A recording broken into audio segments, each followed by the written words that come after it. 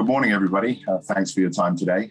Apologies, I cannot be here live, unfortunately, as I'm sure many of us have had canceled flights and so forth. So I'm trapped in northern New York and I'll be heading back down to Atlanta today. But anyhow, in the meantime, let's move forward.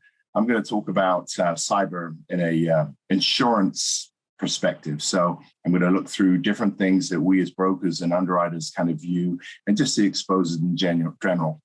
So first thing that all underwriters now used to be, name a company, website, address, and they pretty much quoted it with their revenues. Now they do a lot of things. One of the things they do is they use vendor scans of outward facing technology. And so in this situation, the carriers will use a vendor of some sort and they would see, are there any open RDP ports? So we're seeing, emails on the dark web and things like that. So it's useful in the sense of getting a quote and also show you what sort of gaps you have in your security that your IT person may be unaware of. And so as you might expect, there are certain things carriers now will not even consider quoting without. And so if you do not have multi-factor authentication, which is secondary code of some sort that will back up the fact that you're supposed to have the credentials to access, then they will not quote you, period, just because they're finding that, of course, getting credentials is not overly difficult. Employees regularly struggling with their ability to click on their phishing emails and so forth. And so often the weakest link in an organization is less their security, but more the individuals making silly mistakes as they go through their day. And so other things they look at is endpoint detection and response. And we're going to go through roughly 12 key areas that underwriters specifically look at. And the MFA and the endpoint detection and response, which basically secures your access points. If you have open RDP ports, then it's basically like leaving the back door of your house open and hackers can just wander straight on in. So as far as pricing, there are a number of markets. I mean, there are probably in and around 30 markets, certainly in the 20s that will write cyber. There are a number of those that are excess only, which means that they'll only do their follow form of a primary player. So quite often you might have a requirement to say 10 million in limits. So in primary carriers today doesn't like to put up usually more than 5. And so you're going to stack it.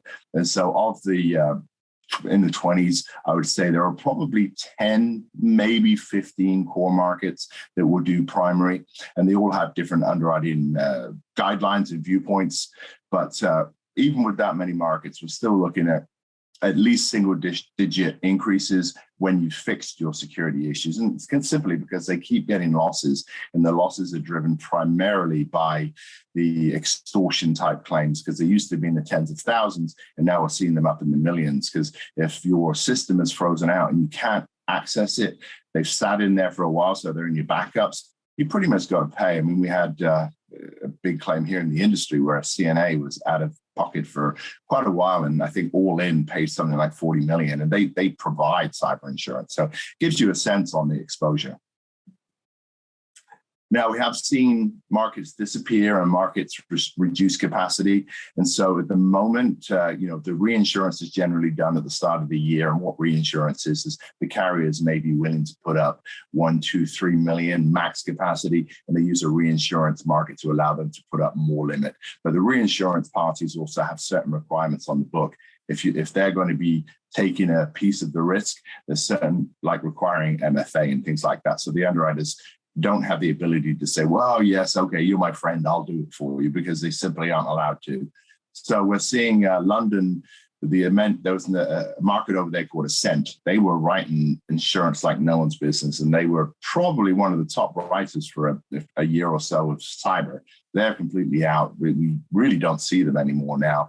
They are still writing, but their requirements are very strict, and so they went from a avid writer to a not really around. And then Ambridge, excellent market also, and they are back in the game and they are writing business, but there was a period last year where they had to put the brakes on. Again, it all comes down to capacity. There's a certain amount of capacity each market can put out there. And then Dual did the same thing. They had to stop writing because they had maxed out their capacity. So as the year goes on, you sometimes get capacity issues. And then, as I mentioned, there was a market that did exit, DVI. It's a large company. They write many lines of insurance, but in this particular line of cyber, they frankly just wrote it way too cheaply. They gave every coverage under the sun, and it was great for about a year or so. But then, I had clients where they were, 5 million for 16,000, and a decent sized client, which is absolutely unheard of. And, their increase sometimes as much as tenfold. But the one I'm thinking of went somewhere in the 30s, which is actually still an excellent program for their size. Actually, another is an insurance company. But it's been a bit of a struggle, but there are markets, as long as you have the cybersecurity in place, which we're going to talk about. There are some changes. We're seeing carriers come in with creative supplements and co-insurance. So if, for example, you are not updating your patches, there are carriers that will have, after X number of days, I think Chubb is like 46 days, they start adding co-insurance and or reducing limits. So basically what they're saying is, if you're going to sleep at the wheel, we're going to start pulling back coverage, because really it needs to be a partnership between the insured and the insurer. And I get it. So just make sure that you are updating patches, because that's an easy way to get slammed with a hack. And this is an example here of where they're adding on the co-insurance or limit reduction as you go forward until, once you get over a year, you've really gutted your limit. You've got 10% of your limit. So if you had $1 million policy, you'd be down to 100,000, and then you would participate in 25 cents on every dollar.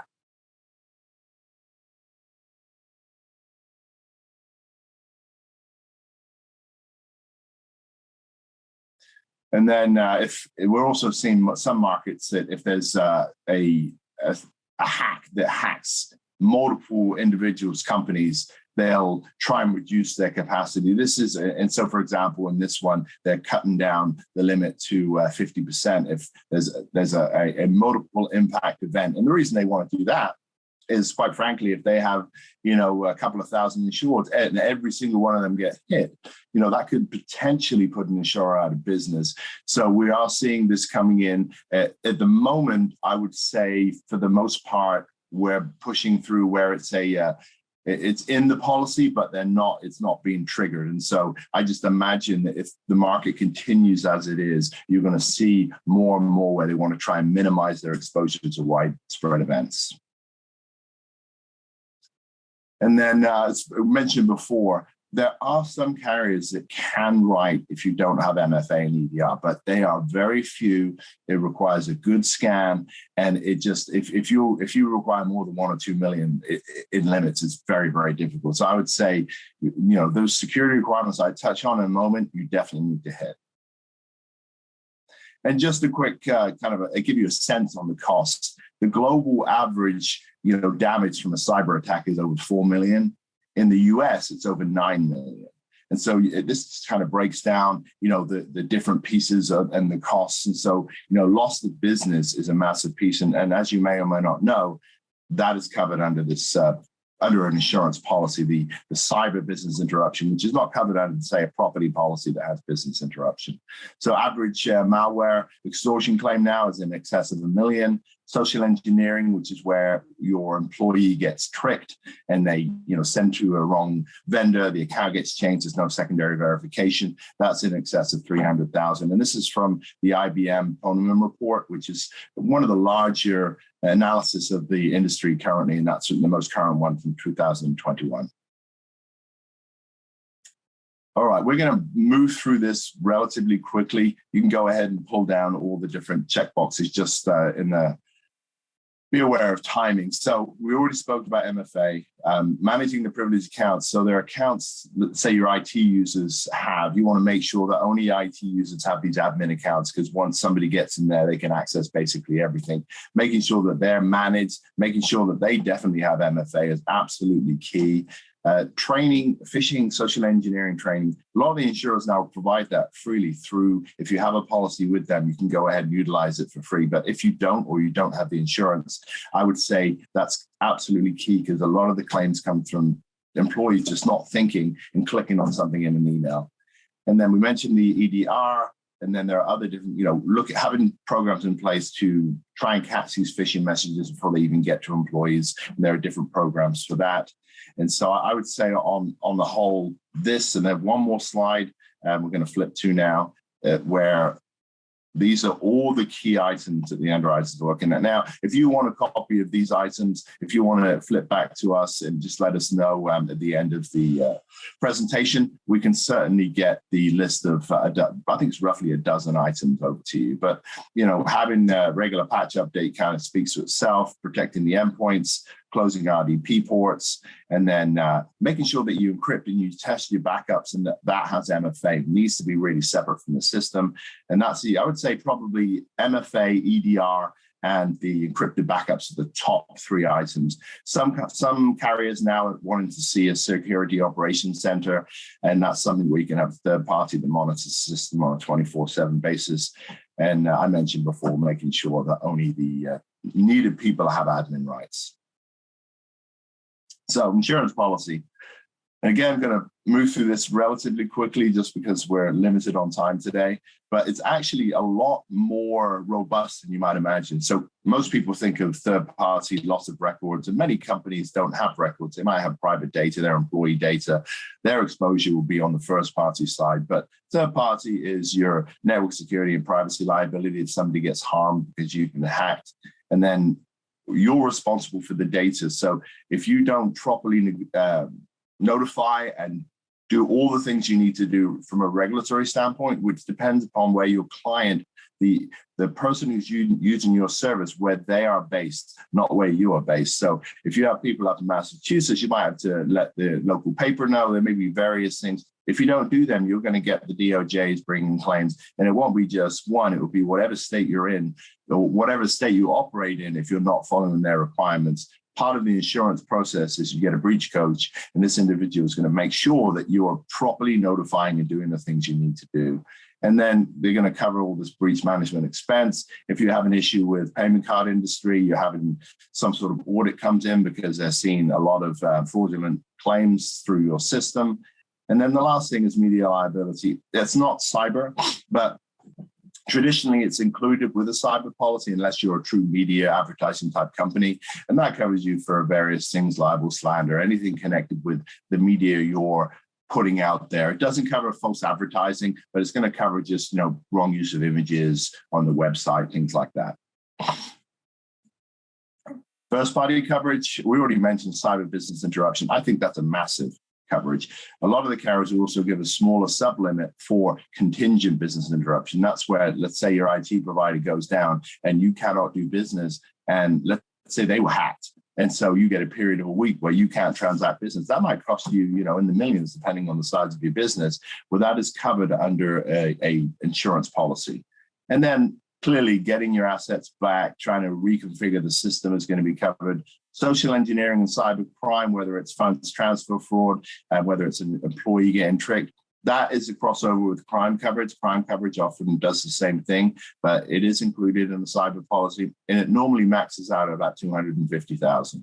And then reputation loss. If you get a bad claim and clients move away from you because they don't trust that you have strong enough security and they're worried about how they might be harmed again, then the policy actually will cover you for the loss of profits over, I believe most of the policies are about 180 days. So that's a nice add-on, something that most people don't expect, but it's in pretty much every policy that we write.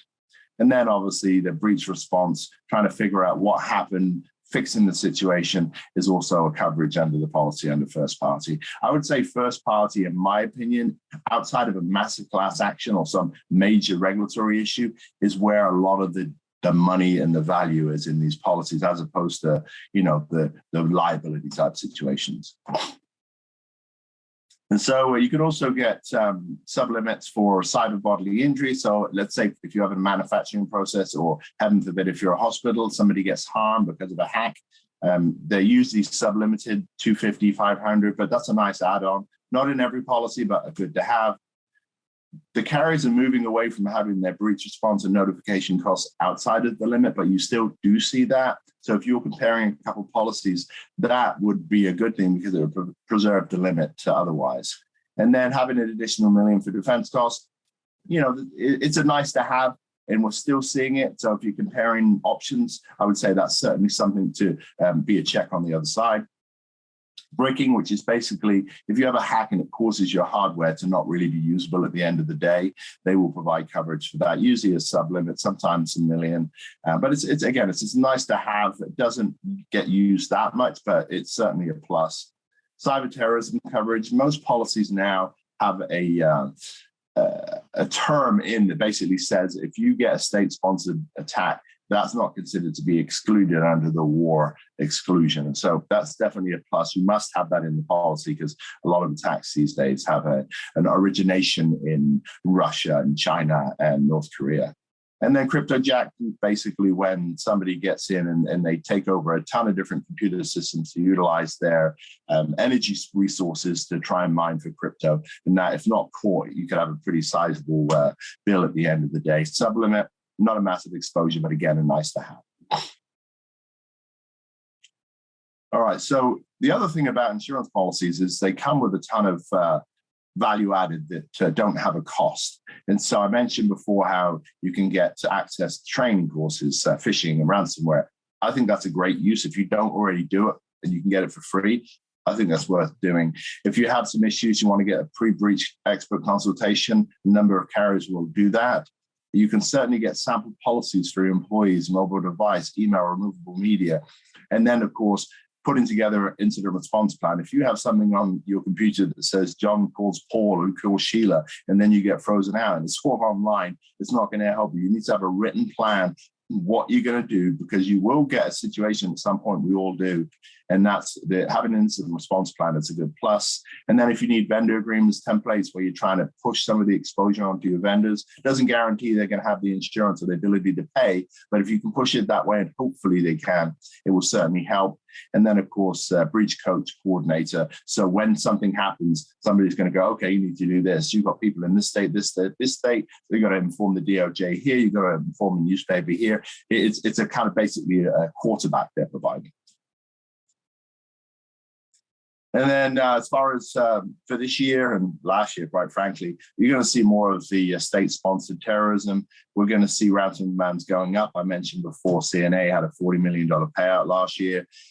Clearly, in this current day and age, remote working is becoming the norm and not the exception. And so whenever you have people that are remote, it increases the potential exposure through Wi-Fi and other things. And then employees are definitely going to be the largest potential exposure to breaches coming forward because it's just making silly mistakes. So training is absolutely key. All right, so that wraps up the presentation on my side. I obviously cannot take any questions right now, but I will say if you have any questions you want to kind of put through, I can be available. You can certainly call me. I don't mind if my number's given out by anybody individually, but you can put through questions through to the folks and we'll respond and get back to you and hopefully help you where we can. And thank you so much for your time, and you all have a good morning.